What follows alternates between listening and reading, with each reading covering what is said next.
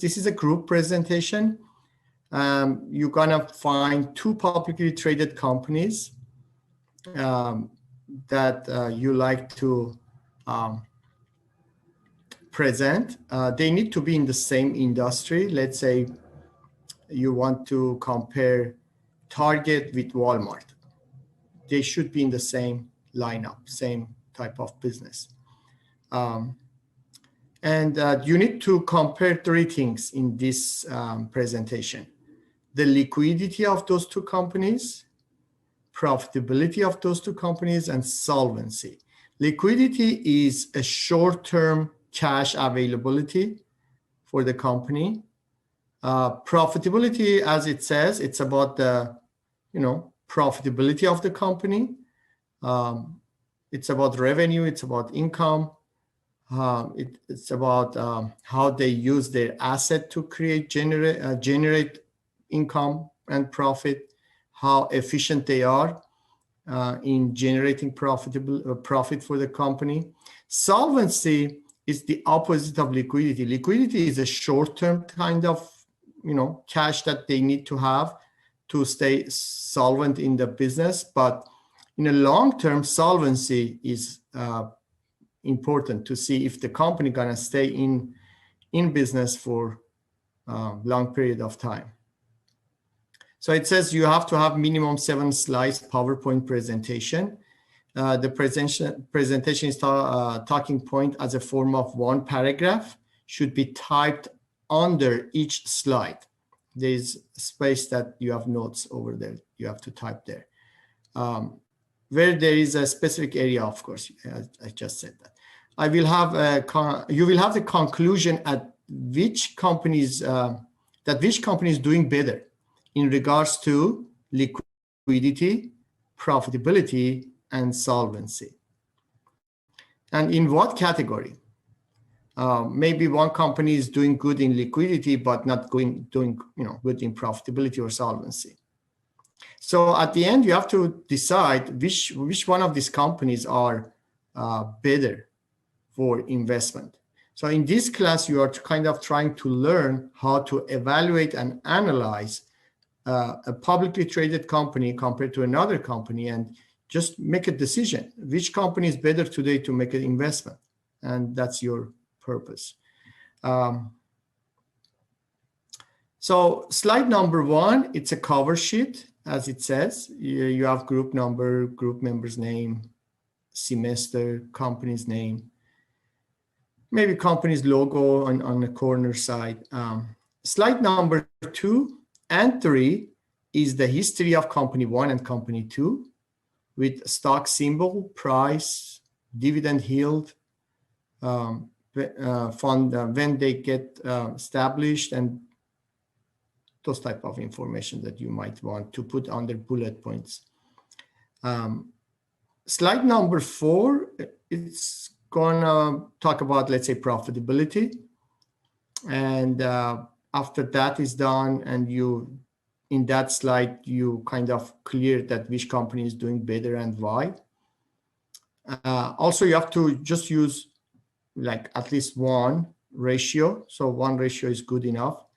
Choose one ratio that you are comfortable with, explain what that ratio means, and then explain which company is doing better and why. Same thing in here. Choose one ratio for liquidity, explain what that ratio means in general, and then tell us which company is doing better and why. Solvency, same thing. Explain the solvency ratio that you decided to use, and tell us what it means, and then compare those two companies' ratios and tell us which company is doing better in regards to solvency and why. Number 7 is your conclusion. And conclusion is, let's say, about 4 bullet points. The first bullet point covers the paragraph 1, body paragraph 1. Second bullet point covers body paragraph 2. Third bullet point covers body paragraph 3. And the fourth bullet point is the final conclusion. Okay. And I gave you a company, looks like here, student made this. Looks like it's fine, and I decided to share with you. Students who made this, they never had a sample. I just told them what to do and they did it. But lucky you, I'm gonna give you their job so you can kind of have easier life, less stress, and just do better job, hopefully. Okay, let's go over this and see what's inside. Any questions so far for me? Let me know, okay?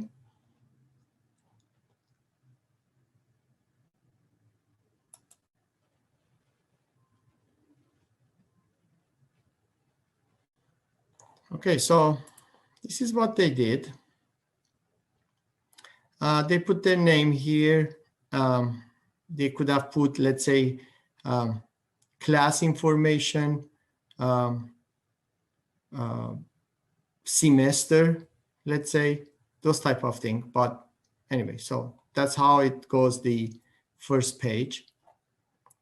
And the second page, this is where note goes.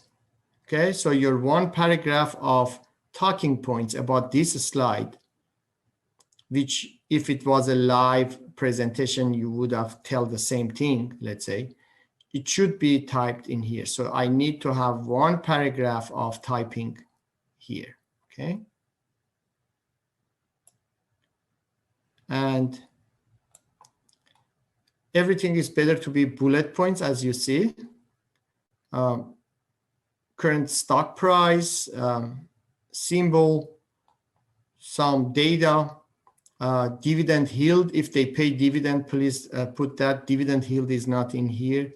So tell us if they pay any dividend.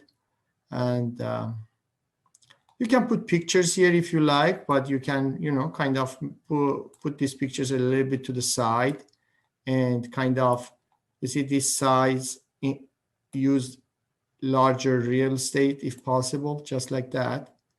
And hopefully you can use bigger fonts as much as possible so everyone in the presentation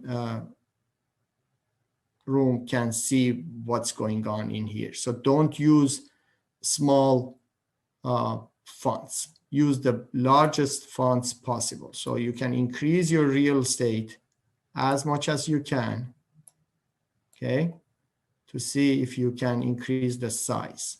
Let's say if I Google, if I highlight this, I try to go from 24 to 28 and still works, you see? So I just made it much better than a few seconds ago.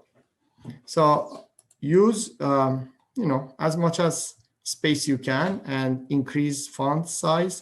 And of course, your talking points are always at the bottom. Okay, ask me questions if you have any about this, please. Same thing in here. You see those are very small fonts. It's so hard to read this. Specifically, look at here. It's how, and look at the real estate. Technically, most of the real estate is taken by pictures. You can just reduce pictures if necessary. Put it a little bit to the side if necessary, just like that. And then increase the real estate. Okay. And this is the history of the second company. Don't write like a Cinderella story like this. This doesn't help anyone.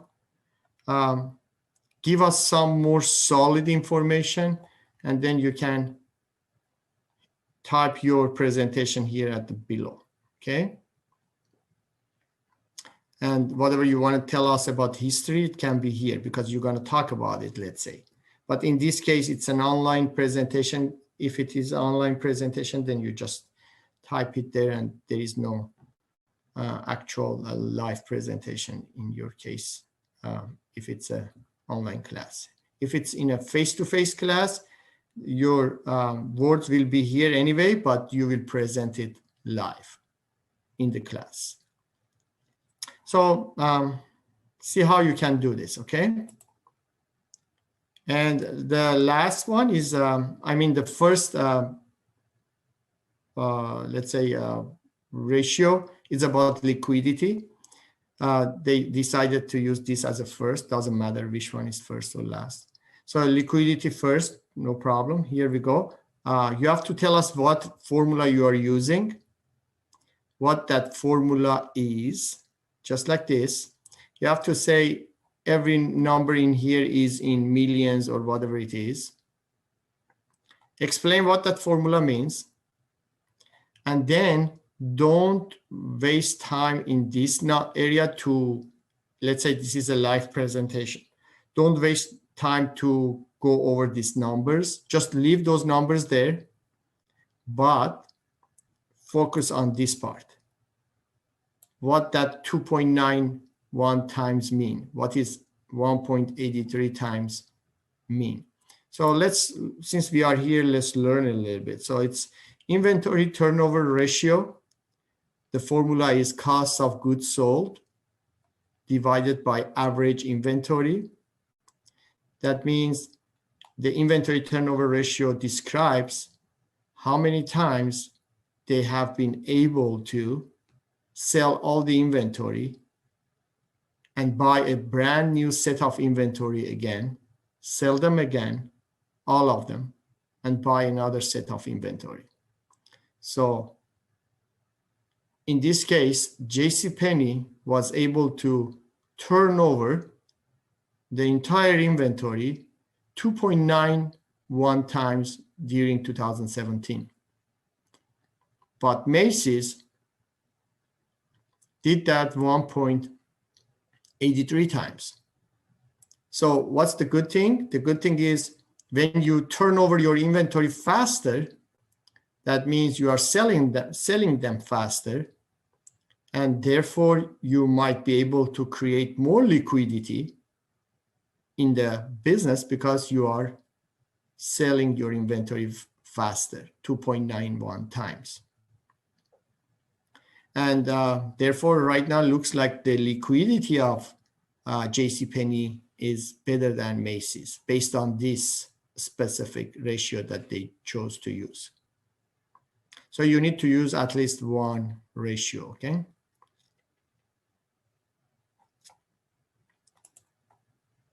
In regards to solvency, again, you do the same thing. Don't focus on those numbers, just put them, leave them there, but focus on their, actual results. So explain what this debt to equity ratio means, and then focus on the results. So debt to equity ratio equals to total liabilities divided by stockholders' equity. You want to see how large the debt borrowing of the company is in compared to the equity. So by doing the calculation for JCPenney, that's 510% of stockholders' equity. So they have 510% larger liabilities compared to equity financing. So companies who do a lot of borrowing, debt financing, compared to equity financing, they have more obligation to pay interest and larger debt compared to equity financing. That means more risk. However, in regards to Macy's in 2017, the debt to equity financing was 241%. That means Macy's is relying less on borrowing and more on equity financing. That way, they have less obligation to pay interest and less risky down the road for a long time. Okay. So that's about it. So that's what it is. Explain that, and then go to profitability. Same thing. Again, you have to choose a formula. Let's say return on asset. Return means, let me go back here one more time. Debt to equity ratio. Look at how it says debt to equity. Debt is number one, equity is number two. So you do the same thing. Debt goes at the top, equity goes at the bottom. Make sense? Now here, return on asset. Return is number one, asset comes later. Return means profit, net income, return of hard work, right? So return, that means net income, goes at the top, asset goes at the bottom, okay? And what that means for every $1 of asset, how much net income profit they were able to generate. That's what return on asset formula is showing. Now, why we use average here? Just so you know, net income is the result of January 1st through December 31st operation. Agree on that? But if you just say asset December 31st, it's not kind of apple to apple comparison. So in order to make it apple to apple, because the net income is from January through December, so in order to make this asset also kind of January through December, so you get the beginning asset, January 1st, plus end asset, December 31st, divided by 2. So you get an average of the total asset. And then you show the net income divided by average total asset. And as you see, JCPenney right now has, looks like literally negative income. And therefore the return on asset is a negative number, which is horrible. But in regards to Macy's, it's like 7.89% return on asset, which is much, much better than JCPenney. And as you know, because of that profitability, Macy's is right now doing much better than JCPenney in the stock market. So in regards to profitability, looks like Macy's is doing very good job compared to JCPenney, okay? And in regards to solvency, again, Macy's is doing much better job compared to JCPenney. Regards to liquidity, maybe JCPenney has a little bit more liquidity here. However, now I can understand where is this liquidity coming from, because as you see, JCPenney has a lot of borrowing right now, and that's maybe the reason they have a lot of liquidity compared to Macy's. But on the regards to solvency and profitability, Macy's is doing fantastic job compared to JCPenney. So you might want to put something like this, but this is not mandatory, so you can skip it if you like. But this is again part of your grading. So this is conclusion, needs to be 4 bullet points, and you go over one more time on profitability results, liquidity results, solvency results, profitability results. One more time over those 3 main items. And then the last bullet points will say which company is doing better or worse. So they said, since Macy's is better than JCPenney in regards to liquidity and profitability and solvency, Macy's is better company to invest in. The problem here is, do you see the problem, what it is? The problem is the Macy's is not better than JCPenney in regards to liquidity. So they have to mention that. Looks like they did the job, but they draw kind of wrong conclusion in regards to liquidity. So they're gonna get a little bit point deduction for there because the conclusion was not drawn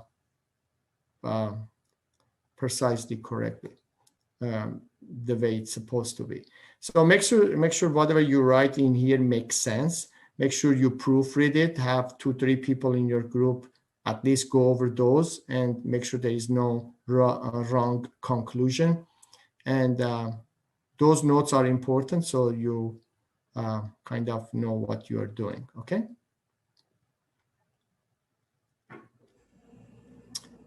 Any question?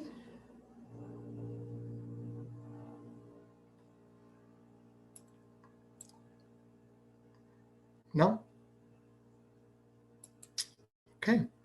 Chapter 16. there is a portion of the book that is talking about financial statement analysis. And I believe there's a video here too for you. So make sure you go to this page and read this also. The SEC .gov is the source that you can get information for the income statement and comparable balance sheet of those two companies that you want. I believe I put maybe, is it in the module? Let's see. Yes, here. How to access Gaap and financial statements of publicly traded companies. Watch that video one more time so you know how to go to SEC and get the information. So those are the ratios that it's in chapter 16 and in that page. So go over this page ahead of time so you can kind of choose which ratio you want to use. Liquidity ratio, current ratio is good. I like current ratio. It's easy to explain. Or you can use the quick ratio. So either use current ratio or quick ratio. Current ratio is current asset over current liability. It explains that for every $1 of current liability, how much current asset the company has. Like in this case, for every $1 of current liability, the company has, let's say, $5.97 of current asset, which is fantastic. So looks like fine. So they're possibly doing good, but you have to compare to another company just to see what the actual, how good it is. But so far, it looks good. So there's another one way you can show it. It's 5.97 semicolon to 1. That means 5.97 to 1. That means for every $1 of current liability, they have $5.97 of current asset to take care of the current liability. So that's like, looks like liquidity is good. Quick ratio is a little bit much more strict compared to current ratio. In quick ratio, the current liabilities is the same thing at the bottom. However, instead of all current assets, they are just considering cash plus any short-term investment that can be converted to cash quickly, plus accounts receivable. So those are just much more strict type of liquidity calculation. And based on that, it ends up to be 5.34 in this example, let's say. Debt to total asset, debt to asset ratio compares how big the debt is, what portion of assets, total asset, has been covered and paid for by borrowing. They want to see how much, what percentage of the total asset has been provided by form of borrowing. So here says percentage of assets financed by long-term and short-term debt. As you see, this is covered in chapter 13 anyway. Quick ratio and current ratio was covered in chapter 4. We did that already. So in chapter 13, we go over those two one more time. So looks like here is 0.29. That means 29% of total asset has been covered by form of borrowing. Again, I don't know if it's good or bad until I compare to the next second company, so I see which one is doing better. If this percentage is higher, the risk is higher for this solvency ratio. This is a solvency ratio, okay? So this is a long-term solvency ratio. So if the ratio is higher, that means risk is higher. Debt to equity ratio, they want to see how big the equity debt financing is compared to equity financing. So proportion of financing that is debt related. What portion? So when you calculate this, it gives you, in this example, gives you 41%. So looks like debt is like 41% of equity. So is not larger than equity in this case. It's 0.41, which is 41%. So it's mostly equity financing and partially debt financing.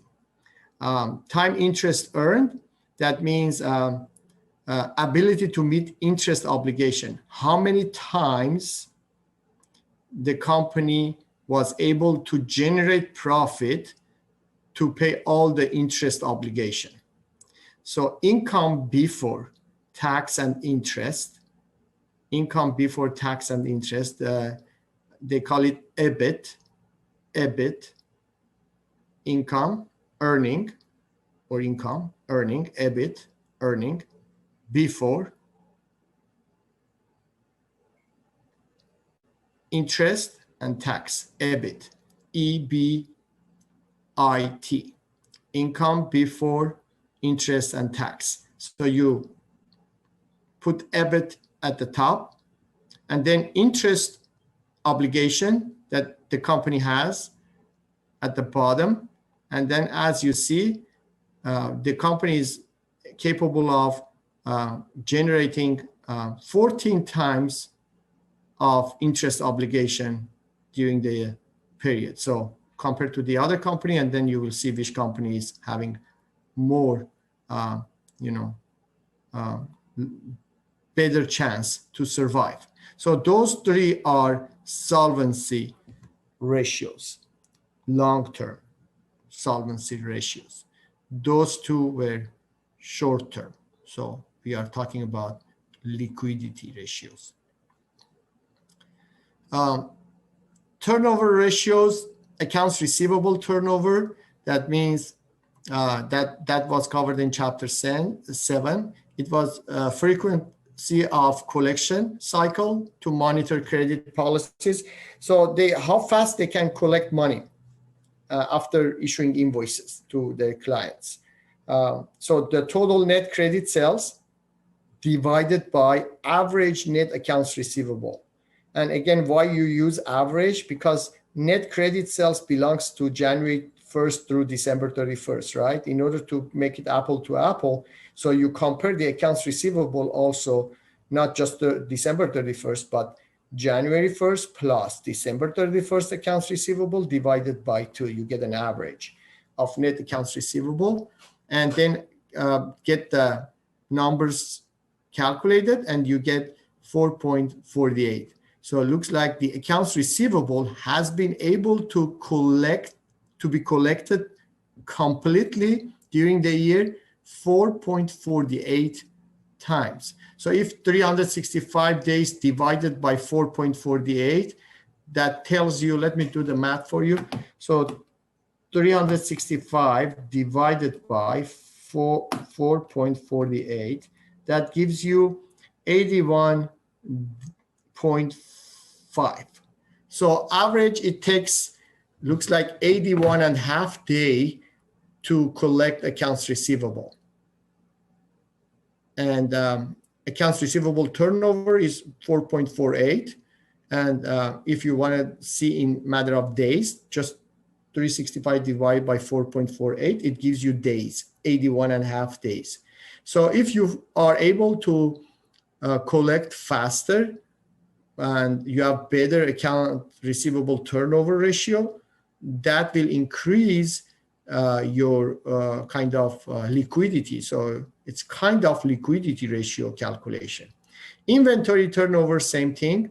It shows the frequency of inventory rotation, and inventory, if it's rotated faster, it also helps company to have better liquidity ratio. Also, it shows that how good they are managing their inventory. So that's also efficiency of management operation, okay? And the formula is cost of goods sold divided by average inventory. And that gives you, again, cost of goods sold belongs to the whole year from January 1st through December 31st.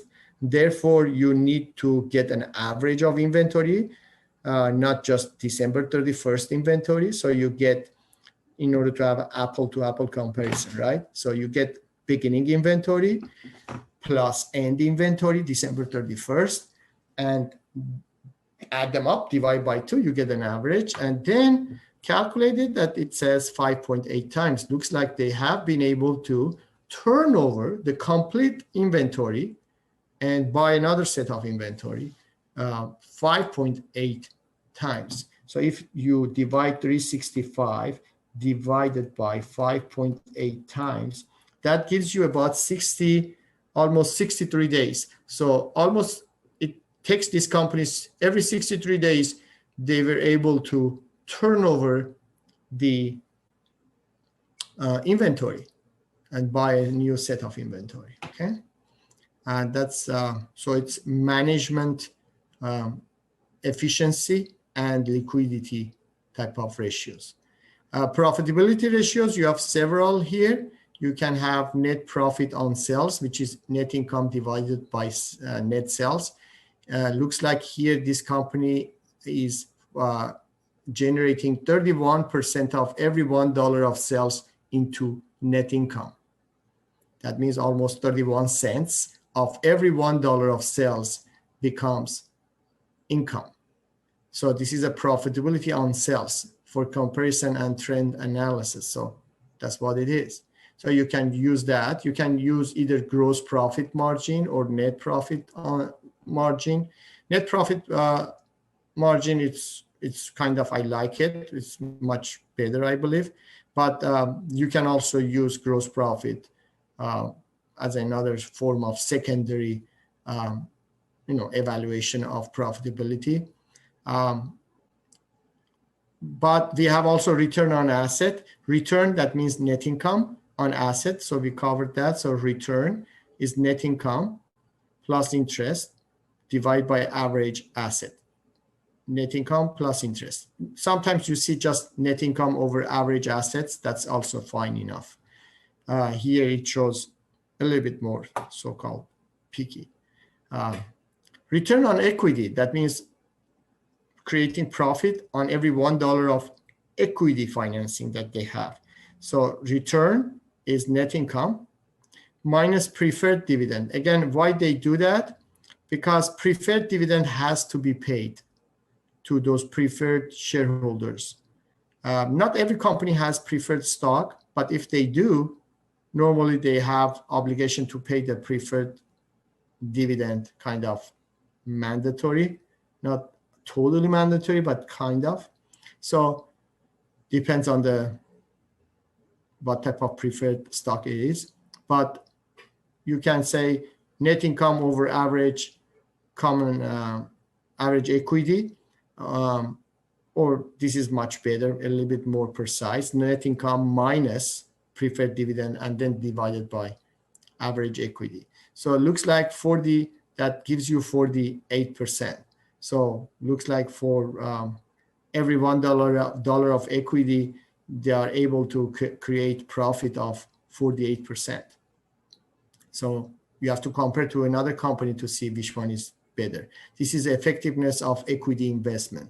So how effectively the company is using these equity dollars to generate net income. Okay, and there are other ratios also. So there is earning per share. That earning is like profitability, income available to common stockholders. Okay, so earning per share is net income minus preferred dividend. That's what it is. Net income minus preferred dividend becomes income available to common shareholders. Okay, divided by weighted average number of common stock outstanding, and it looks like this company has net income minus preferred dividend of 1 million, and they have 905,000 common stock outstanding.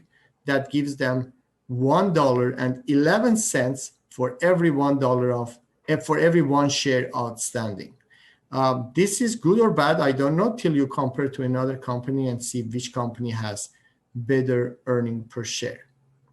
That will be in chapter 15, looks like. PE ratio is the price of the stock in relation to earning per share. Price of the stock in regards to earning. So it looks like, let's say a company has a market price per share, okay, let's say $10 right now. And earning per share, as you see here, EPS, earning per share is $1.11. So stock price of 10 divided by earning per share of $1.11. So the PE ratio is 9. So you want to see if PE ratio is lower. Let's say earning per share is, for example, $5, right? So 10 divided by 5 gives you 2. So that means if P ratio is lower compared to the other company, that means the stock price, is more fair, possibly, okay? But the other point of view is if stock price is, let's say the other company is 10 divided by 5, okay? Earning per share ratio is $5. So 10 divided by 5 is 2, the other company. This company is 9. So kind of looks like the other company, the stock price is much fair because for even though it's $10, but earning per share is very high, right?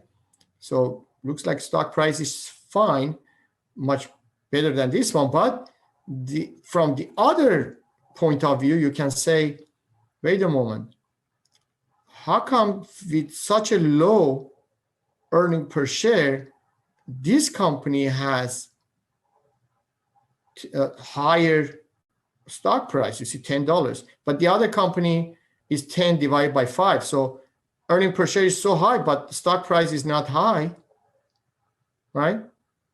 What's going on? So the reason is possibly people here in the market, they believe that even though the earning per share of this company is lower than the other company, like the other company has $5 earning per share, but this one is $1.11, but this company possibly looks like has better future possible profit, higher future profitability in people's mind.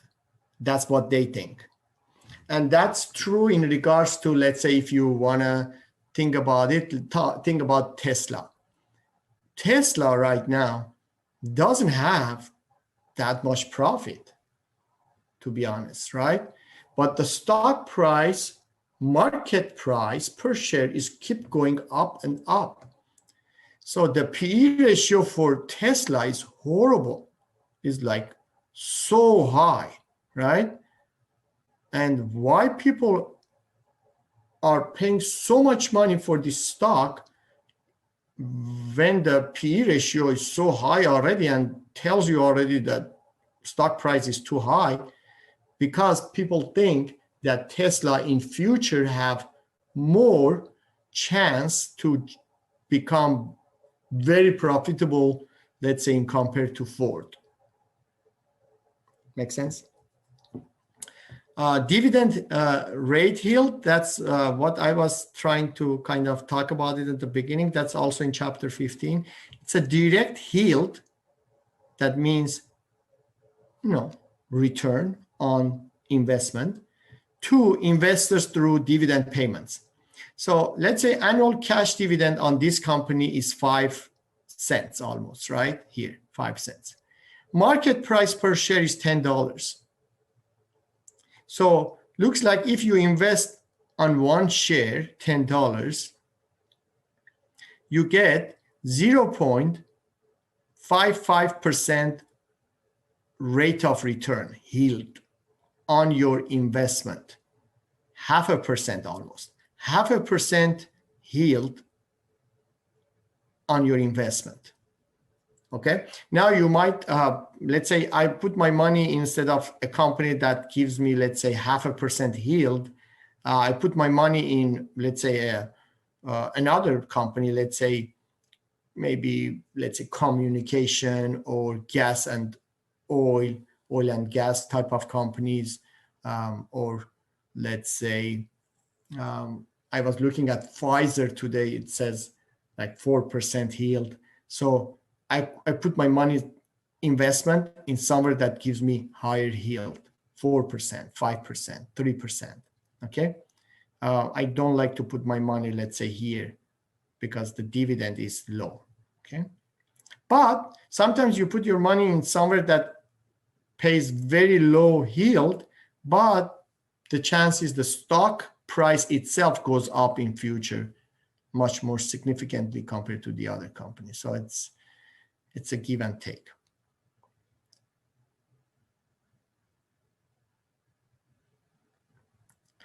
Dividend payout ratio, that's a proportion of earning distributed as dividend.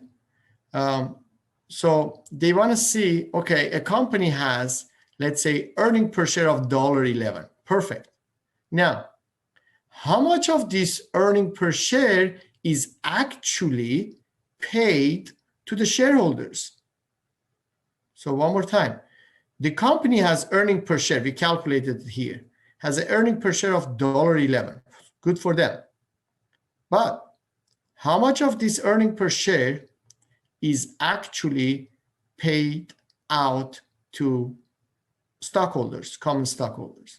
So looks like if you calculate annual cash dividend of almost 5 cents per share, divided by earning per share, looks like they only give up and announce and declare dividend out of earning per share that they have, just 5% of it.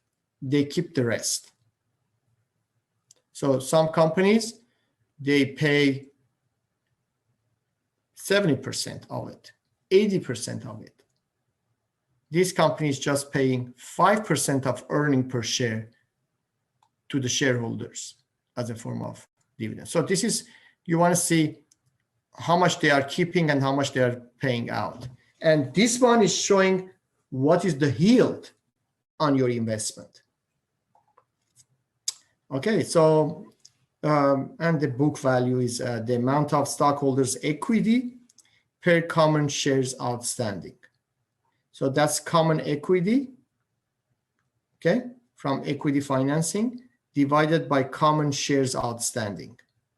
And that's the book value. So they have, let's say, $2.6 million of equity financing, and they have 910,000 outstanding shares, common stock. So that means that gives a book value of $2.87 per share, book value. However, what is the stock price? Stock price is 10. Yes, the market price is 10, but out of this one share that you bought it for $10, what is the actual book value? And that's $2.87. That has been originally invested as a form of common stock. Two companies' comparable balance sheet and to see what's going on. And you need also an income statement. So you have to see what's the gross profit, what is the net sales, what is the, let's say, income tax, and what is net income. So you use those information and balance sheet, let's say, to get your ratios done. Any questions?